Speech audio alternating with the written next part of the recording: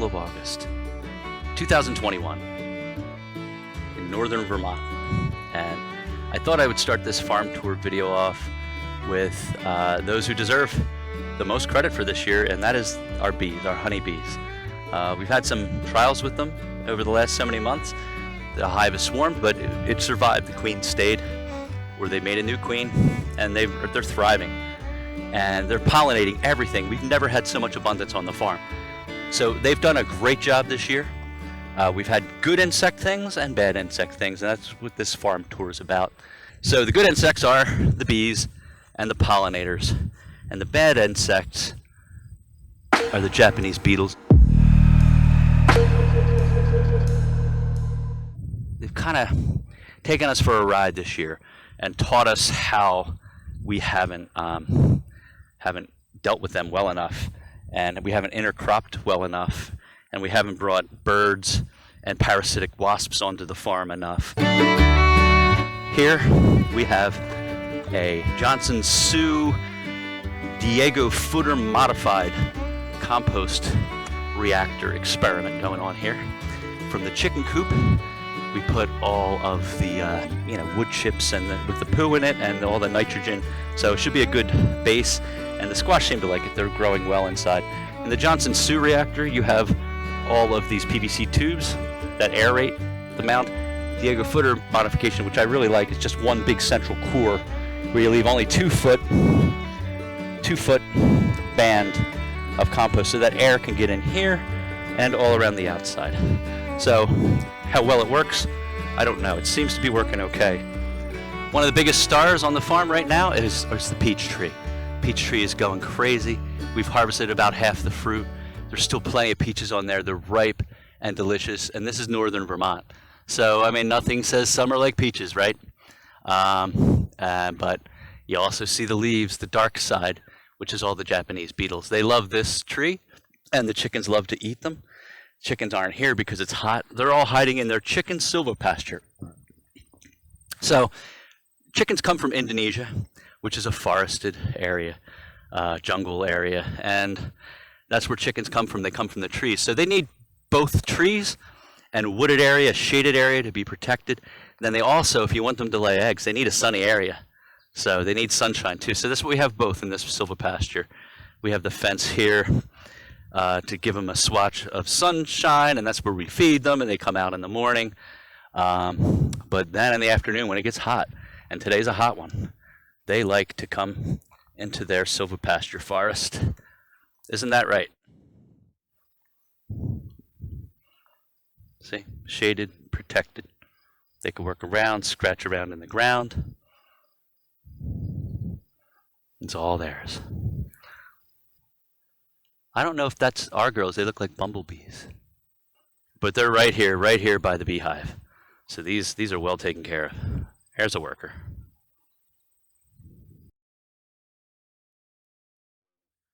So these irises are fire irises. Oh no, fire lilies. My bad. I call them irises, but they're lilies.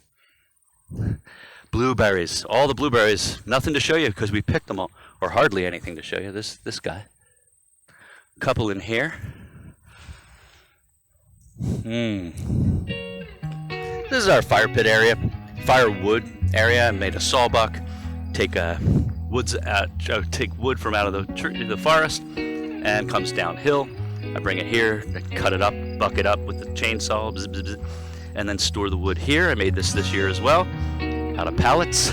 So I decided that I would start collecting pallets from the world around me, and also collecting tires. Plenty of tires for building. I'm going to make steps we have quite a hilly land, so I'm going to make a number of steps, just landscape features, so we make it easier for walking access. It's a major permaculture idea. By the way, the siding, I just put that on this past week. That was a lot of work, especially with my neck injury, but we got it done, or I got it done, and I got some help yesterday in the back. I'll show you that. Here's the nursery. We got a clock out front so the farmers can tell what time it is. We have this all interplanted. You have here plenty of cilantro. We're going to collect seed for next year. This year is really about collecting seed and growing what we can and experimenting and intercropping and learning as much as we can about permaculture and companion planting. For example, here's our pepper bed. So the bed opens up. I use a lot of electrical conduit and tubing, if I can find like old water tubing, or that's Canadian rank pipe, so you can't use it for water, but it makes great material for just cutting and using that as a handle for this bed, which opens up. Inside the bed is a bunch of different hot peppers. We have habanero, well no, we tried to do habanero. We have a bunch of cayenne, we have Ho Chi Minh, which seem to grow really well, that's them in here. But why these guys don't have a lot of insect pressure at all, if any. So intercropping. The reason these pepper plants don't have much bug pressure is because I intercropped it with parsley. Parsley protects peppers, parsley and peppers. Parsley and peppers. So we have plenty of parsley for cooking. I just come in here, harvest some parsley, and the peppers are looking like they're in good shape. They're maybe a little crowded in here. We've been doing the intercropping thing maybe a little too hard, but we'll see. And the big thing, I was talking about the bees and the pollination. Look at this apple tree. It is just loaded with apples everywhere. These are all cider apples. They're old cow apples, but they make great cider. And for cidering, this isn't a problem. This is a good thing. All these apples everywhere, all the way up the tree. And they're all going to fall down onto the ground. And then Mike's going to come pick them up. And then he's going to make some cider. Going to make a lot of cider this year, actually. These really aren't that bad. Oh. That's kind of snappy. That's nice.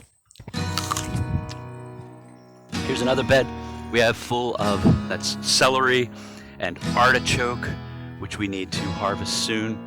There's all kinds of wonderful, this is going to be mustard. This is going to be all mustard seed.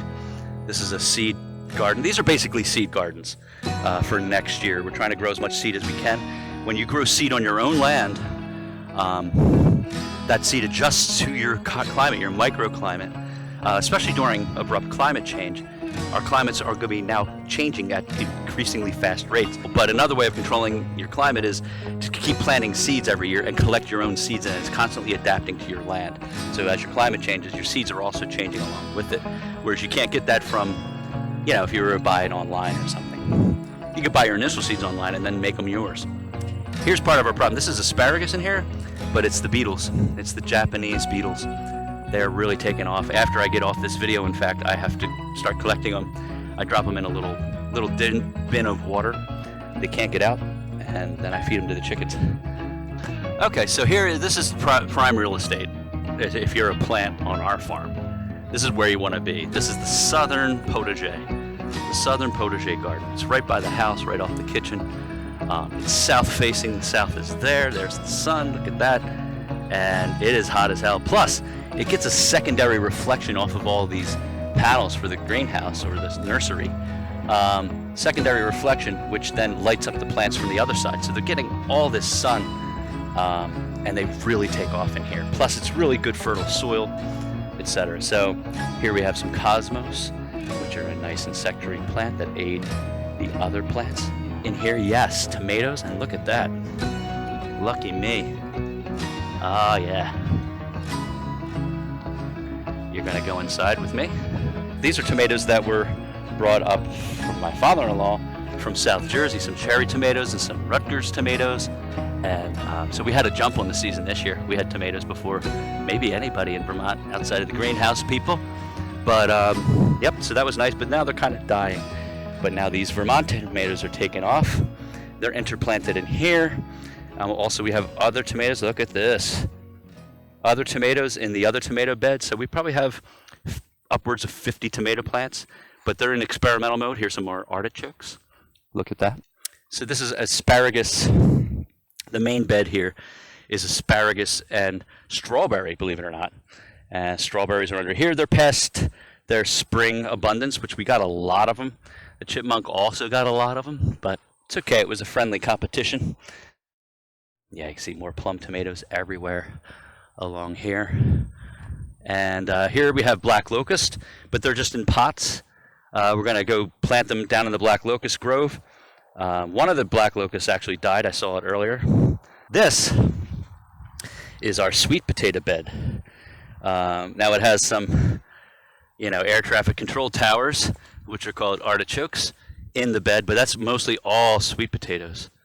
Sweet potatoes, sweet potatoes, sweet potatoes. That's one of our top 10 crops, along with beans and potatoes, sweet potatoes.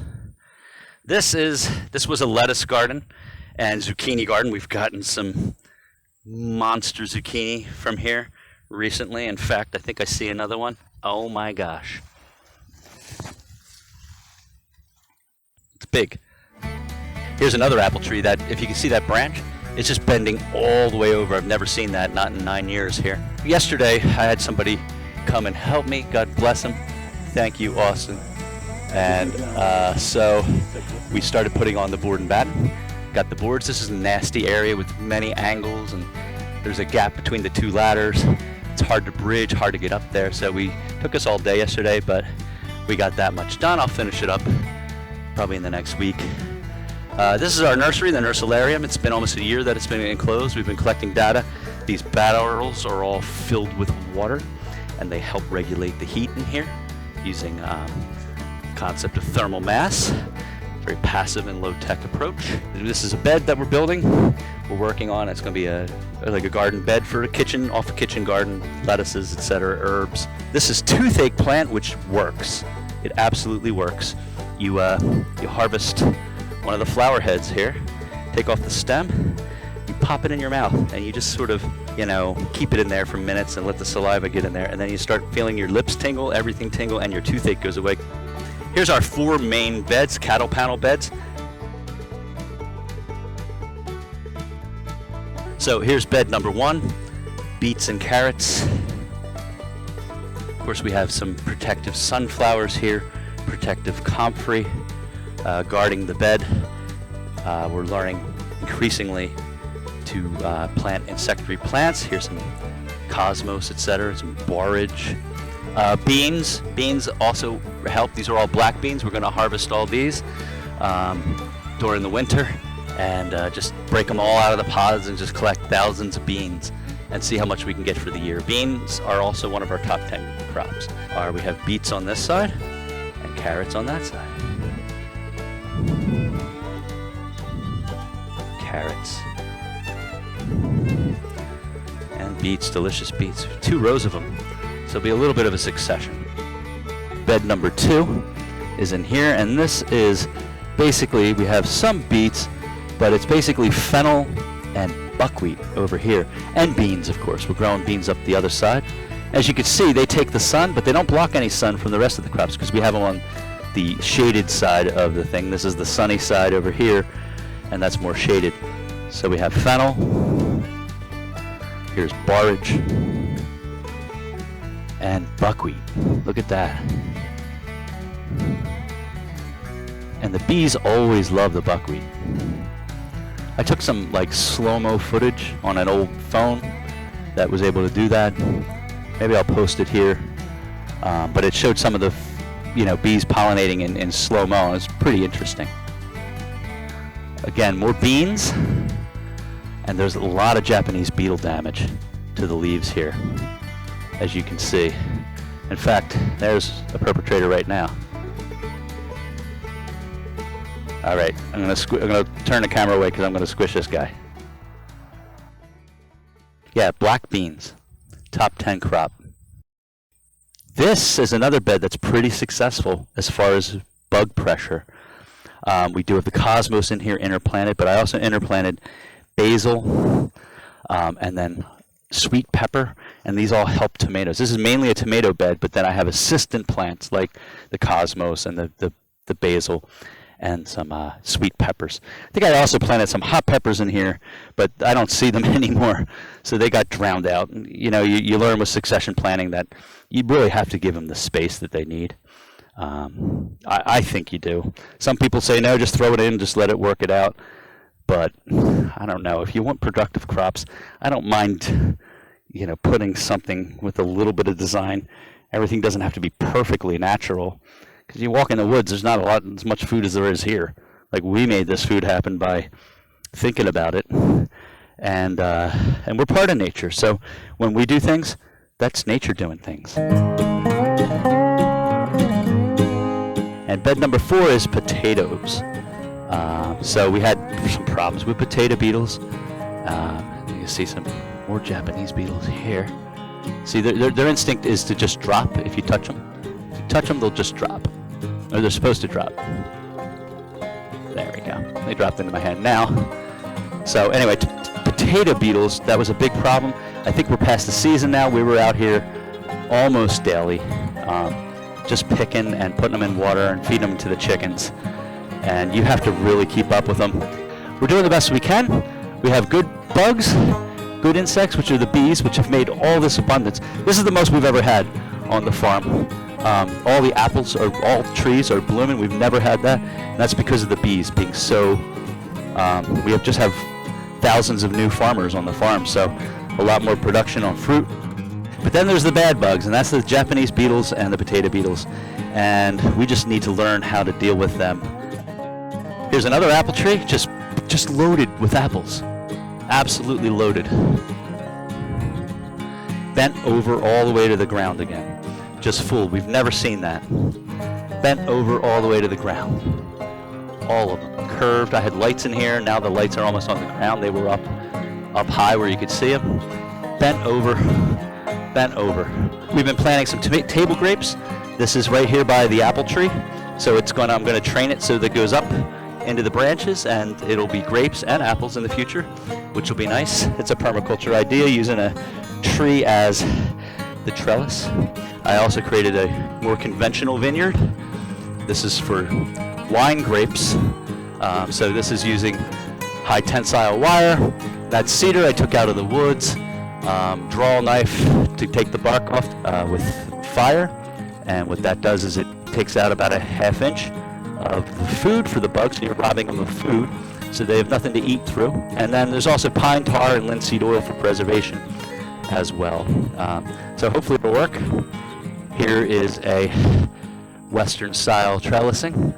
So you tie up the string there, you cut off all competitive branches, and you take one main leader and train it up to here, and in 4 years we should have wine. These are actually table grapes, but all the rest of these are all wine grapes. 2 red varieties, that is Frontenac, Marquette, that is Itasca, and then Adelmine is up top. These are the two white varieties, and these are the 2 red varieties. So again, devastated by Japanese beetles, almost devastated. Look at this cluster. So I'm coming right back here. You guys are going to the chickens, you know that? You're going to the chickens, you're going to be a meal soon, I swear. You guys, so this is the worst I've ever seen them, actually. Oh my gosh, yeah. Okay. Alright, so I think I'm going to end this video because of these guys. I'm going to have to just get out here. Yeah, wow, they're all over the place. So, alright. So this lessons we're learning is that we can't take on too much. We probably took on a little too much this year on top of everything we had because of maintaining. And we need to maintain what we do have. We can't just lose things to beetles. We haven't lost anything yet, but it's a lot of work to keep up with 2 things, the lawn and the beetles. So if you like this kind of thing, homesteading and farming, resiliency, future-mindedness, then you'll probably like a lot of our videos. Might consider, if you do like this video, by the way, you can like it below, and if you have any comments, I answer every comments below. If you want to see notifications, think about subscribing. Ah, yeah, I'm coming after you. I'm going to get you. Well, he just got away.